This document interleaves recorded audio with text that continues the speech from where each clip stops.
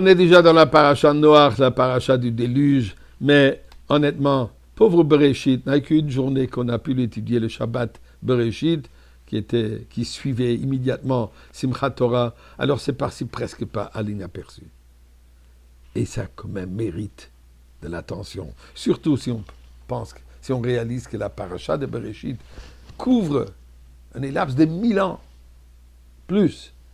Alors, je voudrais revenir un peu à la paracha de Bereshit et au premier mot. Pourquoi, la question classique, pourquoi est-ce que la Torah commence avec la lettre Bet et pas avec la lettre Aleph? Mais avant qu'on l'explique, disons, récitons ensemble le psaume 100 pour remerciement à Kadosh Baruch Hu pour tous les miracles et la prière que le miracle final s'avère déjà. Mizmor le soido, l'homme chasdo viad doir vodor emunosoi. Et donnons ensemble la tzedaka, bête, 2 pièces aujourd'hui pour Bereshit. Et comme je disais la question, pourquoi est-ce que la Torah commence avec la lettre bête? Et regardez le Midrash. Rashi en parle, mais d'abord je voudrais partager un Midrash. Darash Rabbi Yehuda ben Pazi b'Maaseh Bereshit badé de Bar Kapara. Rabbi Yehuda, le fils de Pazi, discutait avec Bar Kapara au sujet de Maaseh Bereshit, de la création. Et il dit, Lama nivra olam bebet. Pourquoi est-ce que la Torah est écrite? Pourquoi est-ce que le monde est créé avec la lettre, commence Bereshit avec la lettre bête? Il dit, l'odiacha pour nous enseigner, Shem Shnei Olamim, qu'il y a 2 mondes. Olam hazeh et Olam haba. Il y a le monde présent, il y a le monde futur. Pour nous dire, pour nous faire comprendre qu'il y a 2 dimensions dans la vie. Il y a la dimension concrète que nous connaissons aujourd'hui, et il y a l'Olam haba, le monde futur, le monde de la Goula, le monde du divin. Deuxième explication, il dit, Shu Lashon Bracha. La lettre Bet représente Beracha, bénédiction. Tandis que la lettre Aleph peut aussi représenter Arur, les malédictions. Alors la Torah veut commencer avec la lettre Bet. Mais regardez ce que le Midrash continue. Dit Rabbi Elazar ben Chanina, au nom de Rabbi Acha. Esrim vishisha dorot haïta Aleph koret agar lefna akadosh baruch hu. Pendant 26 générations, la lettre Aleph se plaint devant Dieu.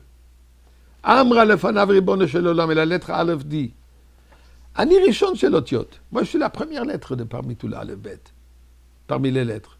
V'lo barata olam chabi. Et tu n'as pas commencé, tu n'as pas créé le monde avec moi. Tu aurais pu commencer très simplement.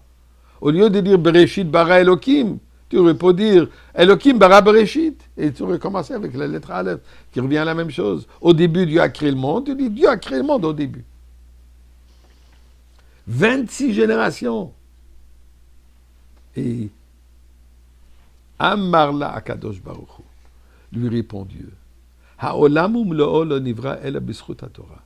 En réalité, la raison d'être du monde, elle est pour la Torah. D'ailleurs, comme Rachid dit sur Bereshit, Bishvil Shnei Reshit, 2 choses qui sont appelées Reshit, début, Am Israël et la Torah. Alors il dit, le Machar, dans le futur, Anibal iten Torah besinaï. Je vais venir donner la Torah à mon Sinaï. Et là, j'ai commencé avec ta lettre à toi, en disant, Anochi Hashem Elokecha. Je suis Dieu, ton Dieu. Remarquable, 26 générations. 26 qui correspond au nom de Dieu, Yudke Vavke. Depuis la création jusqu'à Matan Torah, révélation de Sinaï était 2448 ans. Pendant toutes ces générations, la lettre Aleph n'a pas lâché. Demander, exiger, non, je veux ma place. Pour nous enseigner qu'il ne faut jamais se décourager. Quand la demande elle est justifiable, une demande, je veux être part de Torah, je veux être part de mitzvot, je veux être part de toi, Kadosh Baruch Hu. Jamais, jamais lâcher, toujours continuer à demander. Intéressant aussi. La Gemara, vous allez ouvrir n'importe quelle Gemara. La première page ne commence jamais avec la page 1. Toujours bête. Amoud bête. Daf bête. Deuxième page. Pourquoi? Eh bien, pour nous faire comprendre qu'en réalité, tel que le monde a 2 dimensions, le monde matériel que nous connaissons et le monde spirituel, le monde du futur, dans la Torah aussi, il y a plusieurs dimensions. Il y a l'aspect dévoilé que nous connaissons, la Gemara, la halachot et ainsi de suite, la partie de la Torah qui s'appelle Niglé, qui est dévoilée, mais il y a aussi la dimension ésotérique, il y a la Kabbalah qui est le voilé. Alors, la Gemara commence avec la lettre Bet pour nous dire que ceci, ce n'est que la deuxième partie. La dimension voilée, ça c'est la Aleph, qui est plus supérieure. Alors, à Kadosh Baruch Hu, nous voulons le Bet. Maintenant, ce que nous voulons le Bet, du Bet Hamikdash. Et ceci vient par quoi? En introduisant la lettre Aleph dans l'exil. L'exil, c'est Gola. La délivrance, c'est Goula, en introduisant la Aleph dans Gola, dans l'exil. Et nous aurons le Bet Hamikdash. Maintenant, s'il te plaît.